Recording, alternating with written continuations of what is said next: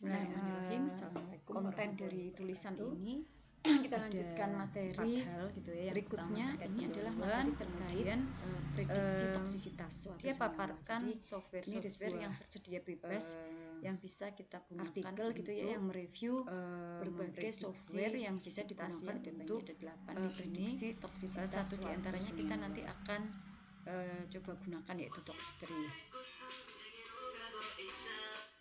Berikutnya adalah software-software yang tersedia tapi berbayar gitu ya, commercially available software yang ada banyak. Kemudian ada kesimpulan.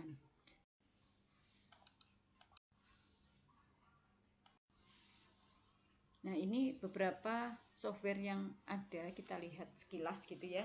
Yang pertama ada Caesar model gitu ya. Ini dikembangkan Eropa yang mengembangkan ya. Jadi Uni Eropa, Project Caesar ini. Kemudian software ini juga sudah banyak digunakan, bahkan sudah dibuat juga versi online-nya gitu. Jadi dia memprediksi apa saja.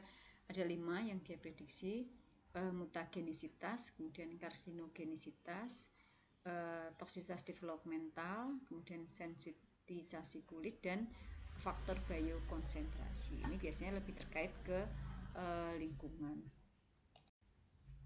Nah, ini ada 5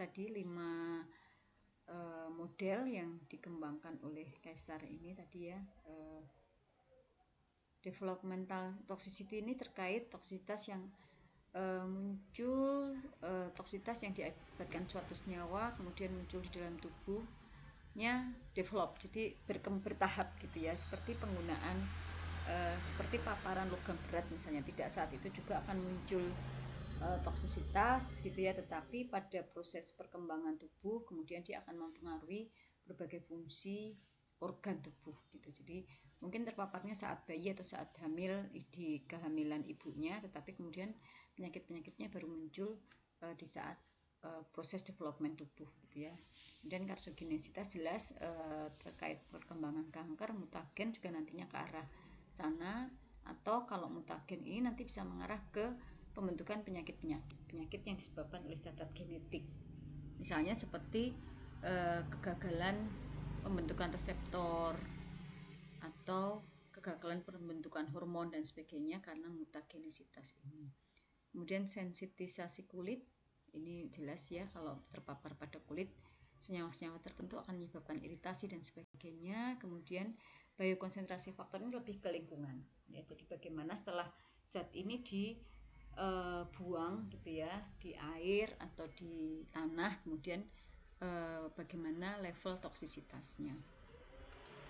Yang kedua ada EPI-Suite gitu ya, Estimation Program Interface. Ini dia mengestimasi sifat fisikokimia, parameter lingkungan, dan ekotoksisitas. Jadi lebih ke toksisitas terhadap lingkungan gitu ya. Jadi memang tujuannya untuk melindungi gitu ya, melindungi kita dari paparan senyawa-senyawa toksik yang sudah di lingkungan gitu ya, sudah dibuang ke lingkungan. Kemudian ada PAS ya. PAS ini mungkin Anda beberapa sudah pernah menggunakan ya.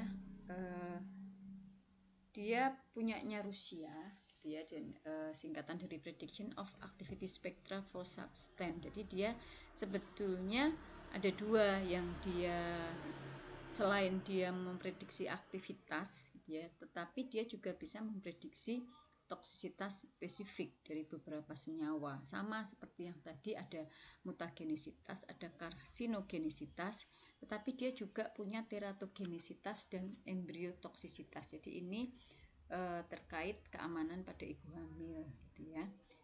Sama ini mungkin yang Anda pernah gunakan adalah mekanisme kerja dan efek farmakologi, tapi dia juga ada tambahan toksisitas. Nah, sistem ini memprediksi probabilitas ya, probabilitas dari aktivitas biologi suatu senyawa dengan cara mengestimasi kemiripan atau ketidakmiripan senyawa tersebut dengan senyawa yang sudah diketahui aktivitas biologinya. Jadi dia punya library, punya training set sekitar 70.000 senyawa database-nya gitu ya. Selain itu dia juga memberikan hubungan gitu ya, cross reference antara aktivitas biologi dengan mekanisme kerja. Kemudian ada tes toxicity estimation software tools gitu ya, sama ini open source free dikembangkan oleh USA EPA Environmental Organization ya, mengestimasi toksisitas senyawa dan dia menggunakan pendekatan metodologinya QSAR gitu ya, HKSA, sehingga kita bisa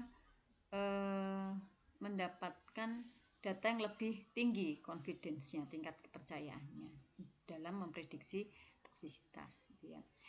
Ada apa saja parameternya? Dia bisa memprediksi LD50 toksisitas oral pada tikus gitu ya, mutagenisitas tadi sama, toksisitas development, dan toksisitas akut pada ikan. Kemudian ini beberapa organisme ya, ikannya ada beberapa organisme dan bisa di-download dengan gratis gitu ya. Kemudian hasil prediksinya bisa di-download gitu ya, dan download dengan mudah, dan kita juga bisa mengunggah file dengan mudah pakai format SDF. Kita gunakan untuk besok ya, kita gunakan untuk ujian besok. Senyawanya Anda silahkan coba-coba dulu dengan senyawa-senyawa yang ada, yang Anda punya kode smile-nya, sedangkan untuk ujian besok saya akan berikan di saat ujian. Kemudian besar ini kemudian Anda butuh ya software. Nah baik, ini terkait Tox3 silahkan